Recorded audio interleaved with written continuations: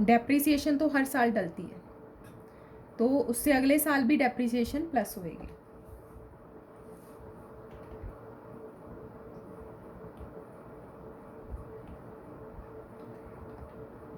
तो यहाँ पर आपका डेप्रिसिएशन पहले साल आया 50,000 इंटू 12%, 10 डिवाइडेड बाई 12, 5,000। और दूसरे साल अब पूरा साल डेप्रिसिएशन 50,000 इंटू 12%, क्योंकि स्ट्रेट लाइन मेथड है, 6,000। ठीक है, तो पूरा 6,000 प्लस होएगा।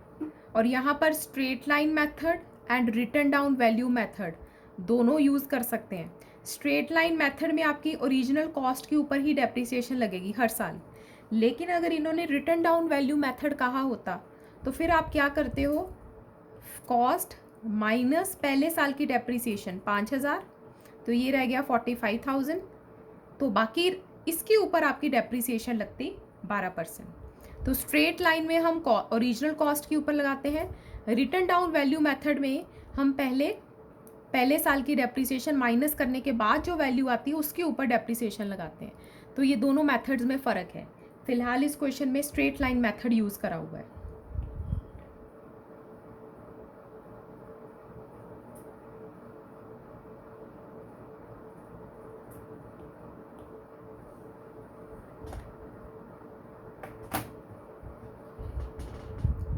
मैम उसमें 6,000 कैसे आया, मतलब कुछ मंथ या टाइम का डिफरेंस आया ना? नहीं, हाँ टाइम का डिफरेंस आया। यहाँ पर तो हमने 10 मंथ्स के लिया था, 10 मंथ्स का, लेकिन सेकेंड ईयर में पूरे साल का लगेगा, तो 50,000 इंटू 12%। दूसरे साल में टाइम नहीं लगता, टाइम सिर्फ फर्स्ट ईयर में लगता है। ठीक है, मैम इसमें बोला है रॉन्गली डेबिटेड टू व्हीकल्स, मतलब कोई व्हीकल का अकाउंट है और उसने डेबिट कर दिया गलती से। हाँ जी, व्हीकल आपकी फिक्स्ड एसेट है, तो इन्होंने गलती से वो खर्चा व्हीकल में प्लस कर दिया है, रिपेयर को व्हीकल में डाल दिया है, फिक्स्ड एसेट में डाल दिया है। ठीक है,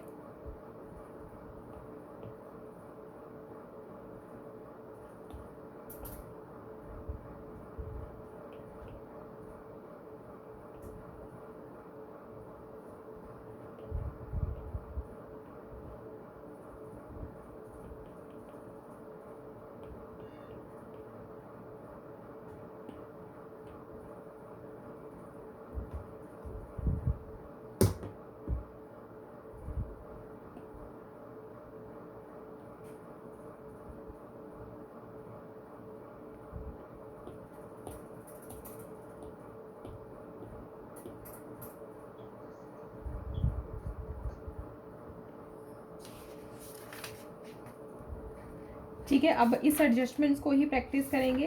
अब आपकी बैक एक्सरसाइज पे आ जाओ। लास्ट हमने करे थे 6 तक, अब 7 से स्टार्ट हो जाओ।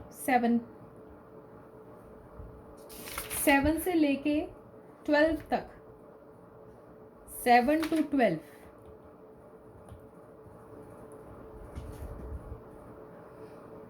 इन्हीं एडजस्टमेंट्स के ऊपर बेस्ड क्वेश्चंस हैं।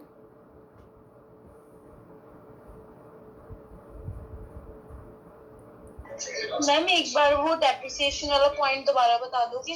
हाँ जी,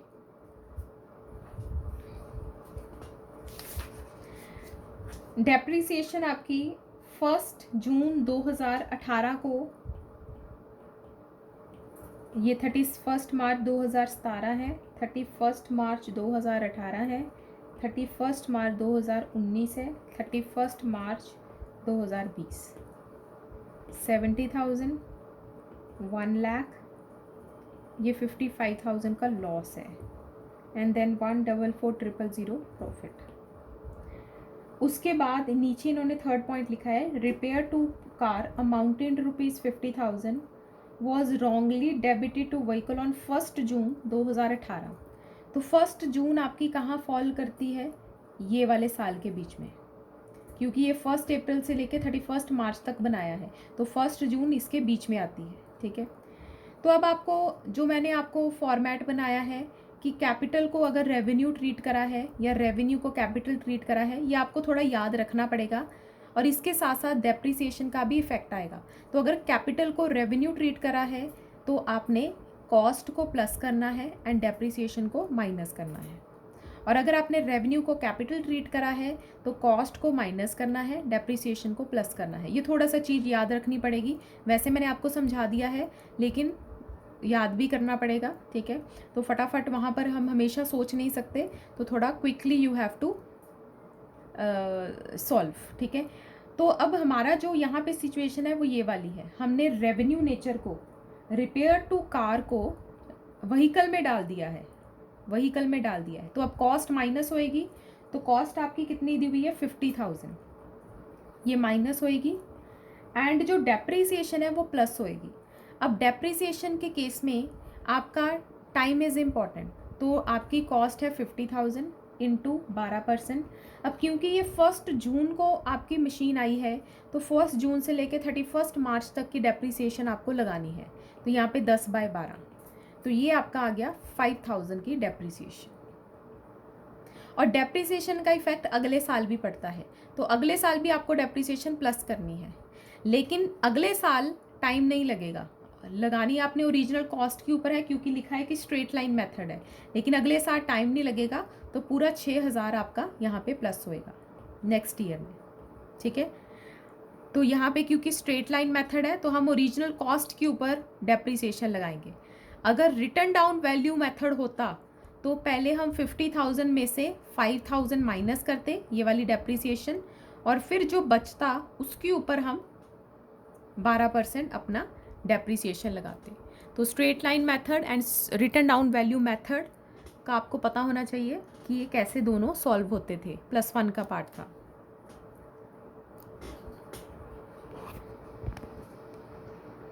मैम वो कॉस्ट माइनस प्लस नहीं होनी, आपने डेप्रिसिएशन माइनस नहीं होनी थी उसमें से, एक्सपेंस है तो आपने रेवेन्यू नेचर को कैपिटल नेचर ट्रीट कर दिया है।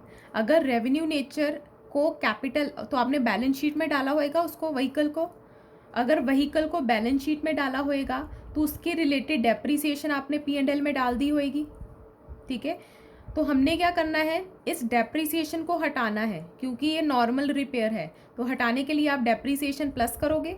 और ये जो आपने व्हीकल को डाल दिया है इसको, क्योंकि नॉर्मल खर्चा है तो ये आपको डाल देंगे टू रिपेयर, तो ये माइनस होएगा।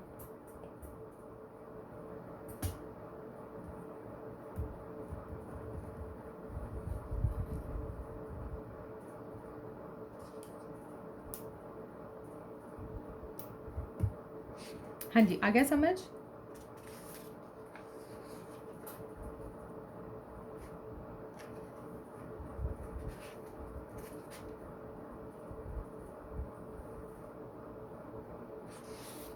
ओके, चलो अब मैम हाथ से करना है। बैक एक्सरसाइज 7 to 11 12 7 to 12 7 से स्टार्ट करो।